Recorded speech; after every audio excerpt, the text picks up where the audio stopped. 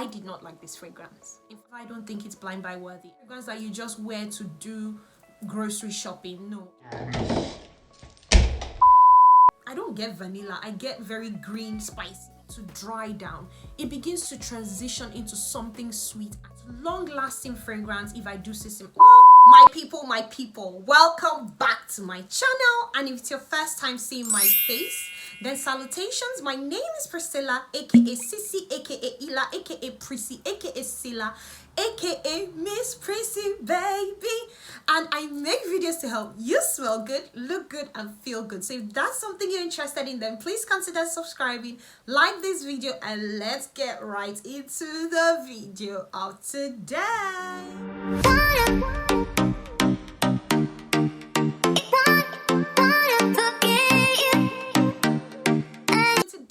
I'll be talking about why I don't own a big bottle of NISHANE Annie. I really don't get the hype, guys. I don't get it. Like, why are loads of people talking about it? What do people see in this fragrance? What is it about NISHANE Annie and all this hype? I got you. It's a prank. And if I did actually get you, you did believe me, comment it down in the comment section. I got you. I pranked you. Anywho, in today's video, I'll be talking about NISHANE Annie. I'll be unboxing this fragrance with you guys. I'll be sharing my thoughts in 5P categories as usual. Say it with me, guys. Packaging, performance, projection, the price, and I'll be finishing it off with my personal thoughts. So without further ado, let's get right into the video. A bit of background about this fragrance. NISHANE Annie is an amber floral fragrance that was formulated in 2019 and it's from the house of NISHANE. NISHANE is an Istanbul Turkish perfume niche brand. So all they literally do is fragrances and perfumes. I do own other fragrances from this line. You can see my 100 Silent Ways just there. I also own another fragrance called Tuberosa from this line that I have talked about on my channel. In fact, I have actually done a NISHANE perfume collection video, which I will link somewhere, or it will be linked in this description box. After you see this video, please head over and see it so that you can hear my thoughts on the NISHANE line. But today it's for NISHANE Annie, which is an amber floral fragrance. Now, guys, you know I do love my amber floral fragrances. I do like to smell girly, floral, and at the same time, I love to smell sweet. In terms of the packaging, it comes in this purple box or purple sleeve. And then just inside, you've got this black box.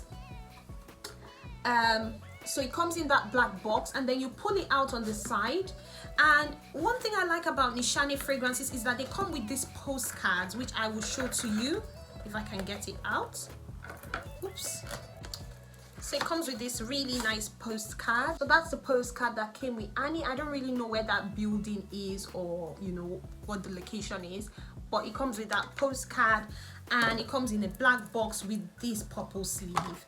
Now the notes in this fragrance, packaging of the fragrance. So that's the packaging of the fragrance. Then the bottle of the fragrance is quite similar to other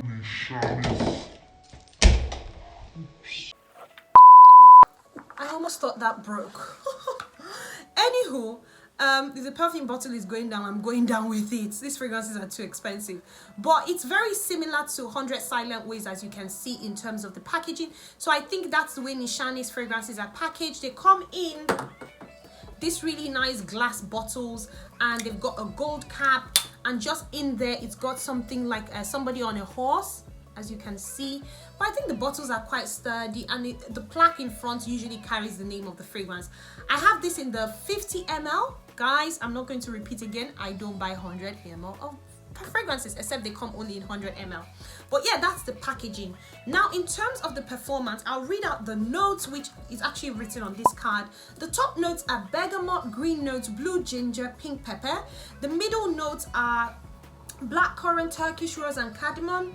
And in the base notes, you've got patchouli, cedarwood, vanilla, benzoin, ambergris, musk, and vanilla. So this fragrance is very, very much packed. Now let's unpack a bit of these notes. This fragrance has got green notes at the top and ginger and pink pepper, which makes it quite spicy, and I can definitely smell the spice in this fragrance. I'm just going to wear a bit of it. Oh my, I love this fragrance. I wore it yesterday, and it is the most long-lasting fragrance, if I do say so. Well, it's one of the most long-lasting fragrances that I do own in my collection, because last night I woke up during the night, I think, to pee, TMI, and I could still smell this fragrance. It kind of reminds me of Dolce & Amalfi from Zerjo because they're quite similar in the fact that they're very spicy, but this fragrance is very, it's got amazing performance. It projects amazingly. It lasts for up to 12 hours because I'm saying to you, I wore this during the day yesterday, and even at night when I woke up to pee, I could still smell this fragrance. So in terms of the performance, it is amazing. In terms of the projection, it is fantastic. It is quite a lovely, sweet, spicy fragrance, and that's because of that ginger note and pink pepper notes in it. It is quite green. In fact, when you first spray it, to my nose, it's quite a green, greenish type of fragrance. A lot of people say it's vanilla, but hold on, I personally don't think you get that vanilla when you first spray this. I think, yeah, that's what I would say. I don't think you get the vanilla when you spray this on immediately. I think this starts off with those green notes. This starts off with those spicy notes. That's what hits you first. And then as you allow it to dry down, it begins to transition into something sweet and spicy. So don't expect to spray this, because when I watched loads of reviews, I thought it was just going to be straight up vanilla. And when I ordered a sample of it and it arrived, I was like, I don't get vanilla. I get very green, spicy notes. But as I continue to allow it to dry down, the fragrance begins to peel. The layers begin to peel down to those middle notes where you get the fruity notes like the blackcurrant, and then you get a bit of the rose there. I can definitely smell the cardamom, and that is what makes it to share a similarity with Dolce & Amalfi by Zerjo, because Dolce & Amalfi by Zerjo actually has that cardamom note. So I personally would say that the cardamom note in this fragrance is very strong. And then as it goes longer and longer in you then are left with those base notes, and that's when the vanilla comes to fore.